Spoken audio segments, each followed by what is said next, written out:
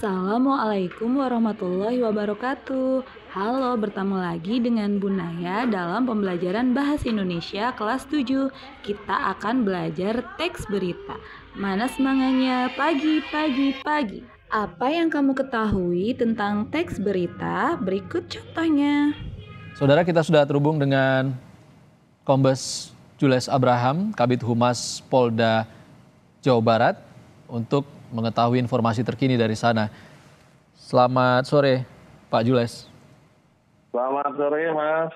Pak Jules, bisa informasi apa, Pak, terkait kronologis tabrakan beruntun di kilometer 92 yang bisa Anda bagikan? Baik, terima kasih Mas Iksan.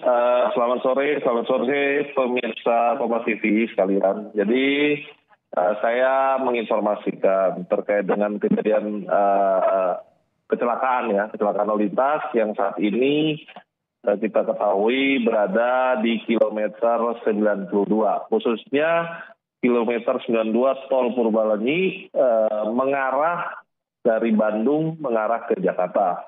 Nah, sampai saat ini informasi yang saya terima penyebab awal dugaan sementara. Jadi dugaan sementara saat ini penyebab awal kecelakaan itu ada salah satu truk yang mengalami rem blong atau remnya tidak berfungsi secara benar. Nah, diakibatkan juga tentunya karena truk tersebut membawa muatan yang cukup berat, sehingga terjadilah kecelakaan menabrak kendaraan yang berada di depannya, kemudian mengakibatkan tabrakan secara beruntun, khususnya kendaraan-kendaraan lainnya yang terlibat kecelakaan. Nah, kami juga dari petugas kepolisian tentunya bekerja sama dengan pengelola jalan tol, kemudian dengan instansi terkait lainnya dengan petugas kesehatan yang ada. Dari video tadi, kita dapat menyimpulkan teks berita adalah suatu teks yang berisi informasi mengenai suatu hal kejadian atau peristiwa dan masih hangat dibicarakan banyak orang. Media dalam berita ada dua. Pertama, media cetak. Di dalamnya ada koran, tabloid, dan majalah. Sedangkan satunya lagi adalah media digital.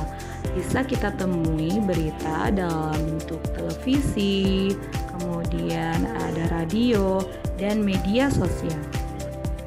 Ciri teks berita ada aktual, faktual, penting, atau menarik. Aktual adalah kejadian terkini, terbaru, dan masih hangat dibicarakan banyak orang. Kalau faktual berupa peristiwa fakta atau sesuai dengan kejadian yang ada. Kemudian berita itu memiliki ciri-ciri yang penting. Penting ini berhubungan dengan hajat orang banyak, dan berita menarik berupa hiburan atau informasi secara lengkap. Untuk memahami sebuah berita, ada pokok-pokok berita yang harus kita perhatikan. Ada adik Simba, kita singkat.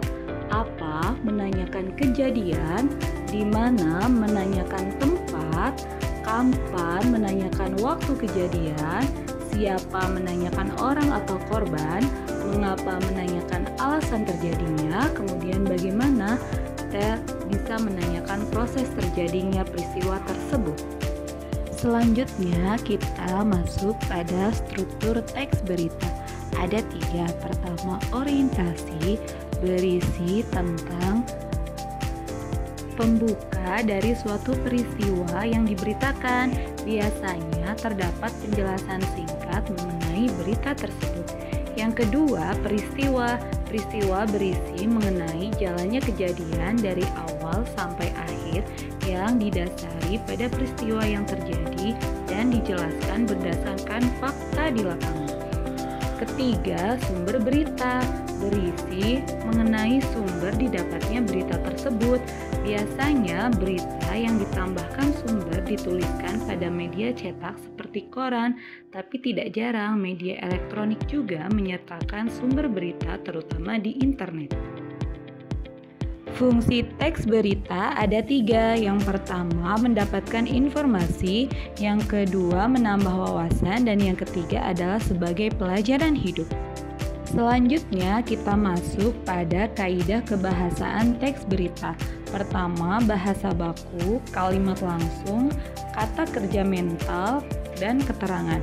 Serta konjungsi ada temporal dan kata bahwa.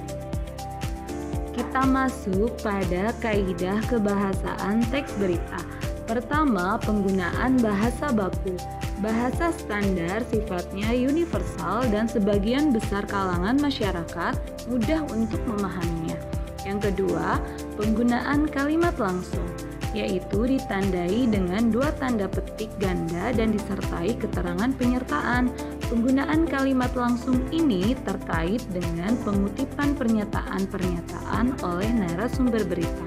Contohnya, pelaku sudah kami tangkap, tetapkan sebagai tersangka. Saat ini kami terus mengembangkan kasusnya, ucap Sutama. Ketiga, kalimat tidak langsung. Lawan dari kalimat langsung biasanya ditandai dengan konjungsi bahwa. 4. Penggunaan kata kerja mental.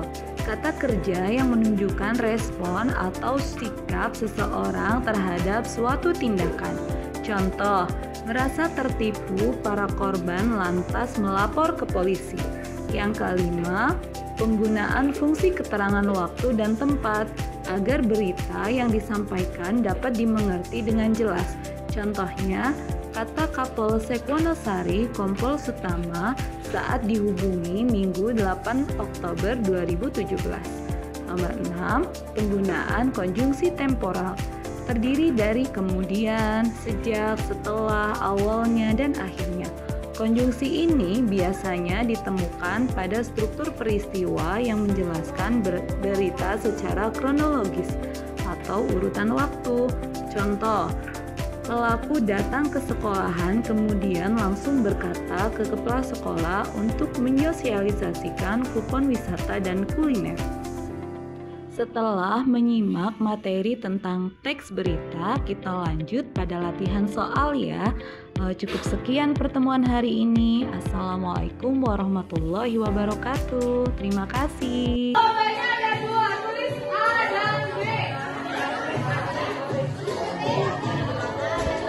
Pertanyaan kedua. Ada berapa orang yang ikut periode?